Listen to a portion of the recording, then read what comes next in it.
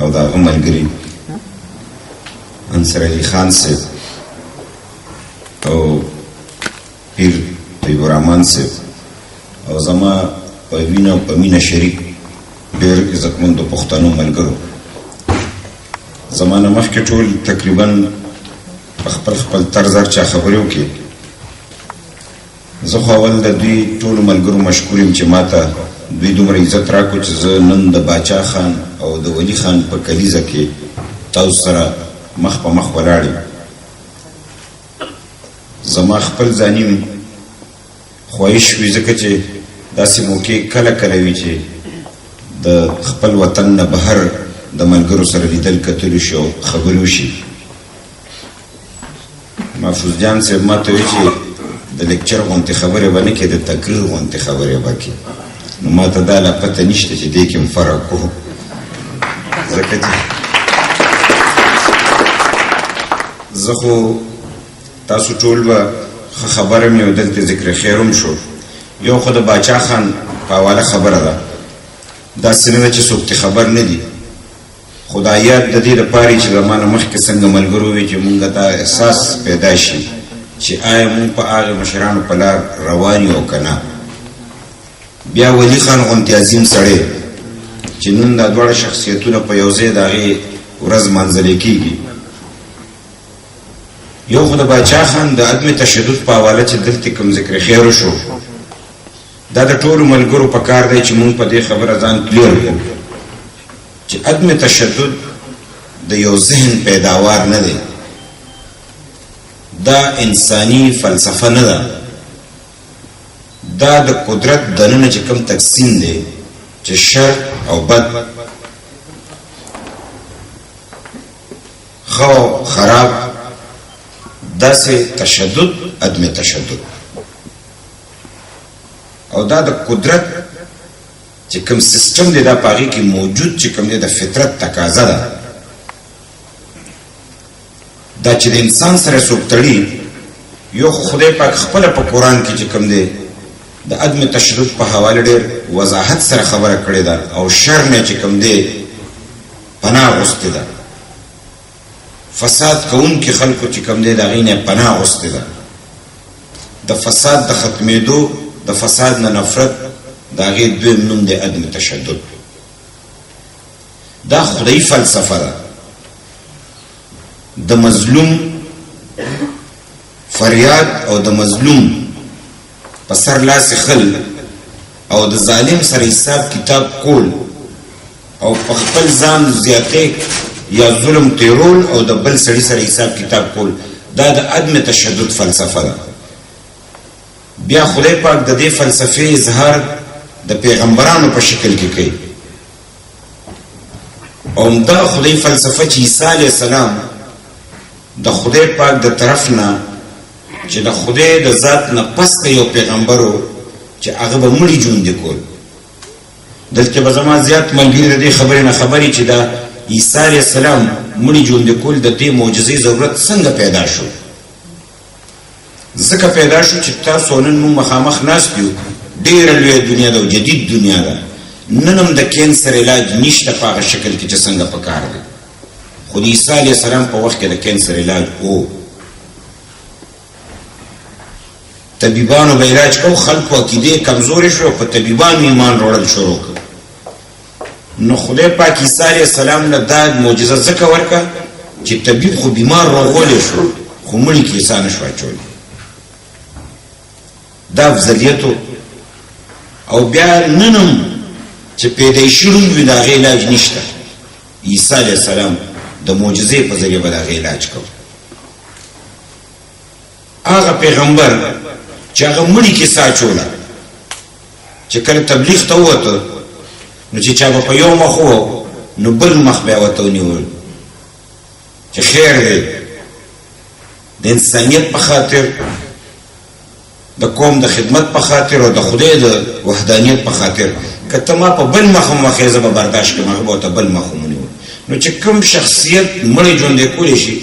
نو هغه مخامخ چې څوک ورپړک ورکوي د هغې علاج نشي کولی شي خو دا د فلسفې او د تبلیغ هغه زور چې هغه په ځان باندې مطلب زورور سړی چې په ځان باندې د قوم د خاطره او د ځمکې د خاطره زور تیری هغې ته عدم تشدد وایي کوم سړی چې یریږي خو بزدله بزدله سړی بس عدم تشدد وکړي چې طاقت دې رسي قوت دې رسي او ته عدم تشدد کې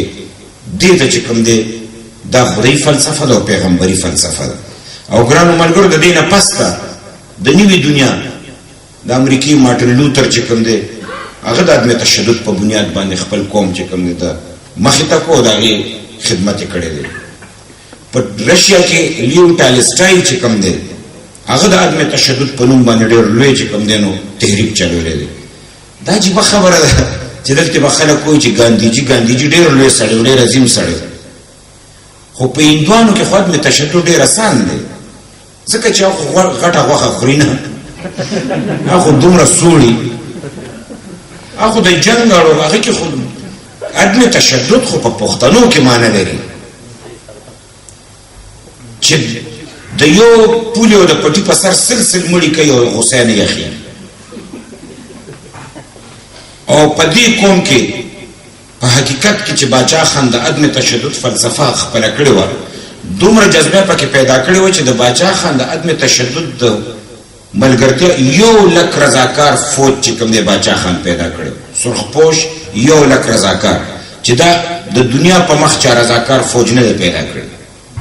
د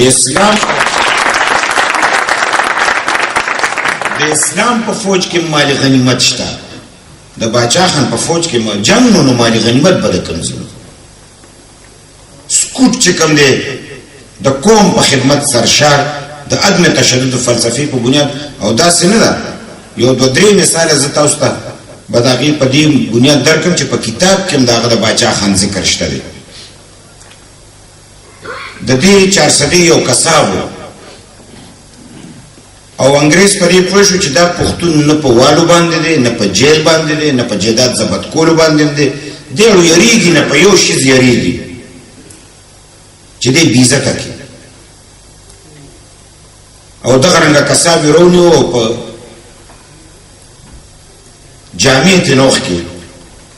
تور رنګ یې ولا ورکړو او په بازار کې وګرځولو تاسو سوچو کې یو سیکنډ لا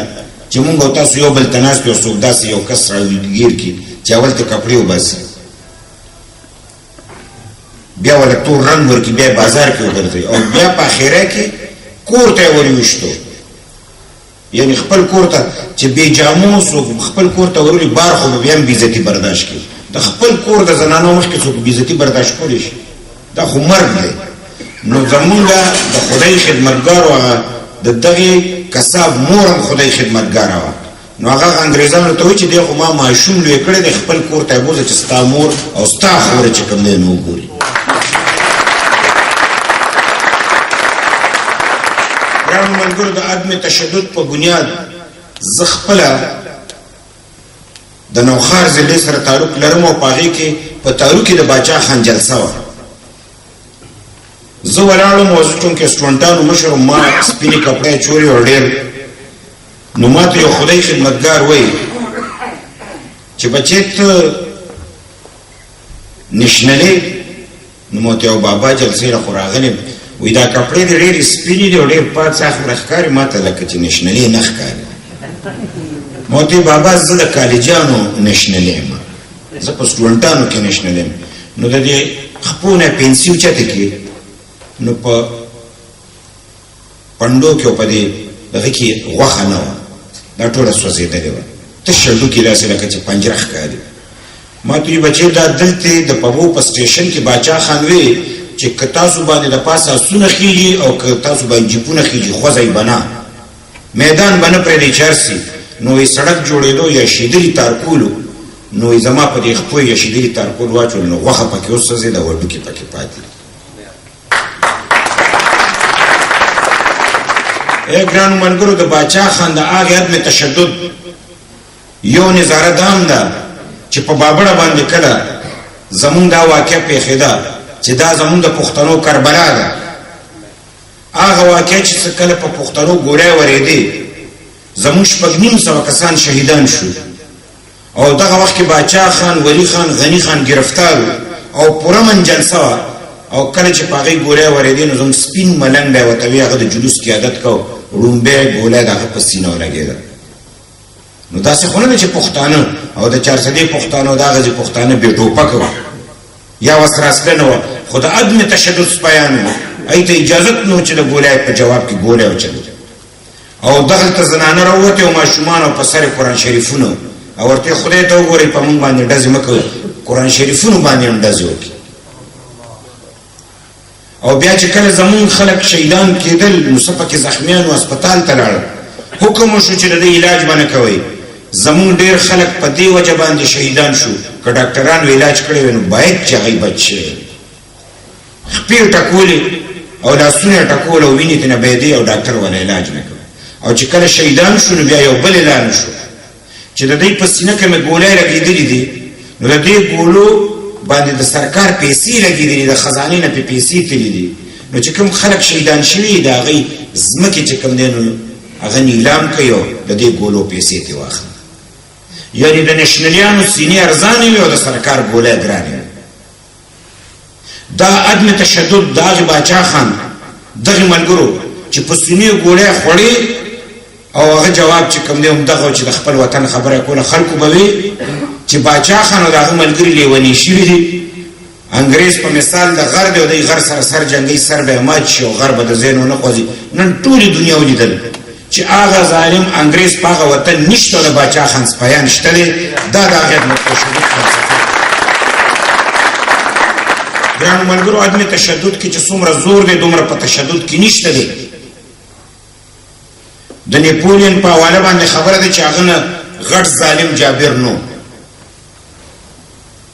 دا غلور په کتاب کې لیکي چې وای کله په اخیری وخت شو چې زبا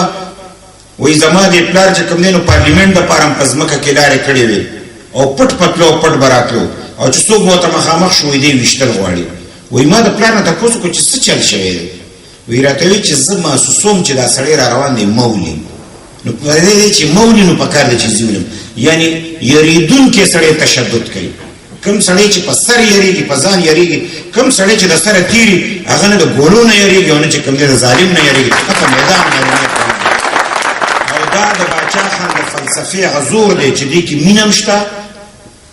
دې کې عقیدت مشته دې کې د وطن محبت مشته او د دشمن د مقابله چې کوم دې طاقت او قوت مشته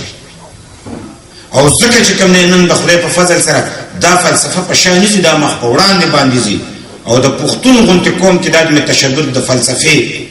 پرچار کول زبم په دې ختمه کوم چې د باچا خان غونټه عظیم سړی بنو چې هغه په پښتنو کې علم هم خور کو او هغه د حوصله د پراد د تشدد فلسفه هم چې کوم نو هغه ته خوله او نن د خدای په فضل سره ګین د پښتنو د تاریخ افسوس ته چې دې کې وخت کې بیا دا وخت داسې دی د پښتنو تاریخ یو رنګ دی او باچا خان بیا پاڼه بل رنګ اړولې ده زمونږ د پښتنو باچایي زمونږ ملنګ زمونږ خانی زمونږ ملکی دا په خپل طرز باندې دی بیا د باچا خان یو بل خوبي چې زمون په معاشره کې کسبګر نه خلک نفرت کوي څوک چې مهنت کوي هغه خلک نفرت کوي کوم چې تیار خوري هغه خلک قدر کوي د جاگیردار او د سرمایدار داغه قدر بزیات او د مهنت کش قدر بکوي